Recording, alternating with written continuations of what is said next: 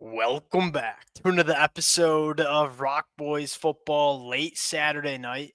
The Oregon Ducks commitment sweatshirt comes back on now. It's been a while, and I think a lot of the Oregon fans were looking for that spark plug commitment that could really get this summer rolling for the Oregon Ducks. You might have just gotten it late Saturday night. Five-star edge rusher Richard Wesley from the state of California committing to the Oregon Ducks. I want to start with this. I know the Oregon Duck fans are going to let it fly in the comment section. I know damn well the USC fans are going to let it fly in the comment section as well. As a college football, as a Michigan fan, but just a college football fan that loves this sport, loves talking the recruiting trail, I wouldn't want to have it any other way. We're going to see a lot of really fun recruiting battles between these two programs go down over the next couple of weeks and months. Appreciate all of y'all that are tuning in. If y'all do enjoy the content, consider subscribing to the channel. Without further ado, let's get into this one. Now, I think you want to start with this. What does it mean for Oregon's class in 2026 before we get to the player? What it means for Oregon in 2026, I think you're hoping this kind of gets that momentum back rolling for Oregon, where when Dan Lanning took over this program, it just seemed like the last 24 months were just straight momentum for the Oregon Ducks. They kind of skyrocketed up the landscape of college football, kind of viewed as one of those teams that is just really trending in the right direction. Well, the last couple of weeks hasn't really felt like that. And I think it's really easy to, if you're an Oregon fan, maybe panic when you see guys like Cody Green flip to Washington, or a guy like Tom flip to USC, lose the battle for Jared Curtis. We kind of preached this the last couple of weeks, and I think we're kind of seeing it play out before our eyes. This is when Dan Lanning turns it up. Go back 12 months ago. We were having the same conversation for Oregon, where they weren't sitting with a top 10 class going into the summer. And then what happened in the month of May, June, and July? Dan Lanning and the Oregon Ducks just went on an absolute tear and built one of the best classes that we saw in 2025. This is the time period where Dan Lanning and the Oregon Ducks really start to turn it up into high gear. And I think you're hoping Richard Wesley is kind of the guy that really sparks this class in 2026. Now, getting into Richard Wesley, I want to start with this. This is a heavy-handed edge rusher that really has a ton of power in his hands, considering he was a former 2027 class guy. He was a top 5 prospect in the 2027 class before reclassifying to 2026. That's why you see the recruiting rankings a little bit varied on this kid. And there's a lot of services that have him as a top 10 prospect. Rivals has him as the number 9 player in the country, and for good reason. This kid's a really good football player. What I love most about Richard Wesley is the amount of different ways that he can win as an edge rusher. This is a guy that's extremely powerful. He can go speed to power, go right through tackles, kind of put tackles right into the lap of the quarterback, kind of like we see Tatum Tuioti do for Oregon. But he's also a guy that you see the burst and bend. He can win on the outside shoulder of these offensive tackles as well. A little bit raw in terms of the pass rush toolkit, but he has all the physical tools to become an elite edge rusher for the Oregon Ducks over the next couple of years. Now, the other thing that stands out is what Dan Lanning is doing on the recruiting trail, specifically along the lines of scrimmage, where when Dan Lanning first got to Oregon, it didn't look like the defensive lines that he had when he was the defensive coordinator at Georgia. There weren't guys like Jalen Carter. There weren't guys like Nolan Smith or a guy like Jordan Davis. You have to build that through the high school ranks. And so it took a little bit for Dan Lanning to get there. I thought you saw the glimpses of it in the 2024 year.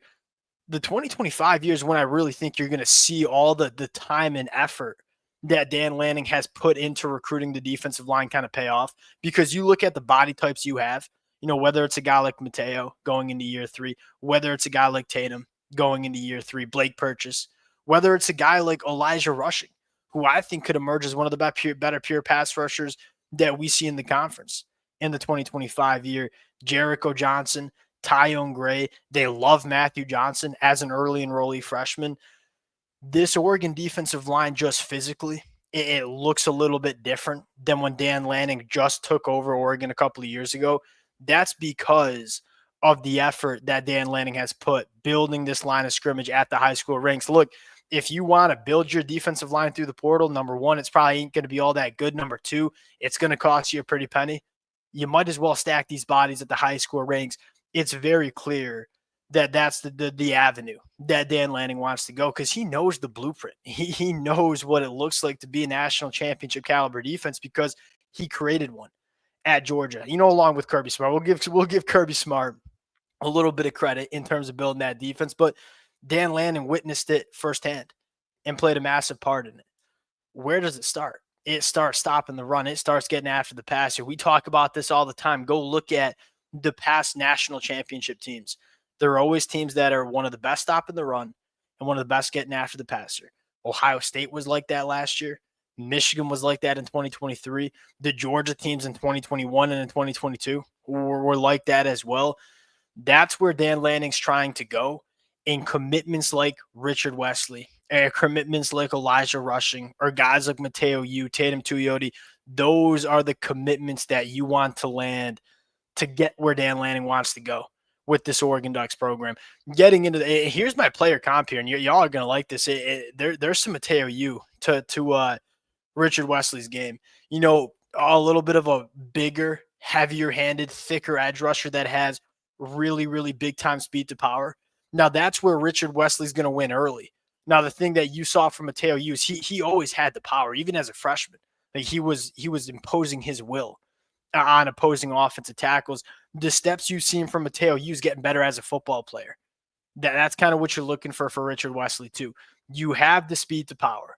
You have some devastating power in your hands. Now it's time to learn to be a better edge rusher. And I think that's going to happen because we've seen it happen.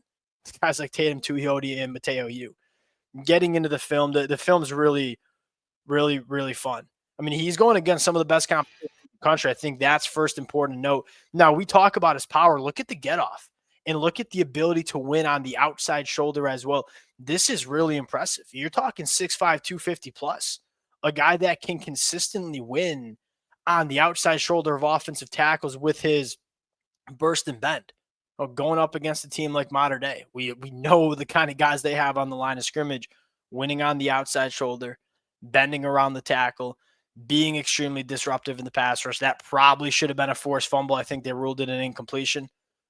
Again, just really, really good get off. Knows how to use his hands a little bit. Maybe I don't give him enough credit for what he does as a pure pass rusher technically as well. He can use his hands at times. And this he tackling is his future teammate in Jordan Davison. And we know how big Jordan is and how hard he is to bring down. Kind of ragdolling him. Again, this is him essentially as a sophomore. Coming off the edge against Mater Dei. Burst and bend. Wins pretty routinely.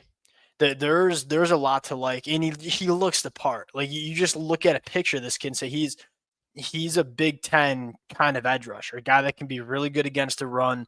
Give you big time value in the pass rush, chasing backside. It's a big body that's moving. That's absolutely moving.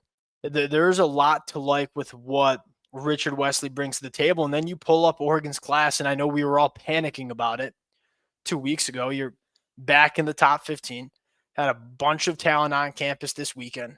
You're going to have a bunch of talent on campus over the next couple of weeks. The amount of, and that's the thing that I'd probably stress the most is, even with some of these recruitments that haven't gone Oregon's way, and you have to give credit to USC here, right? Dan Lanning, when he took over Oregon, could go into California and grab any guy he wants. And Chad Bowden has come to USC and kind of put those borders up, and I think that was going to happen eventually. Like USC wasn't going to give you the free pickings in California for the next 2 decades. So it's made it a little bit more difficult. But you're still seeing Oregon go down into the state of California and grab some top talent. It's going to be a fun program to track over the next couple of weeks. And I wouldn't be surprised in the slightest if we see that top 14 team become a top 5 class really, really damn quickly. We'll close it out there. Appreciate you guys rocking with it. If y'all do enjoy the content, consider subscribing to the channel. Appreciate you guys, and we'll talk to y'all later.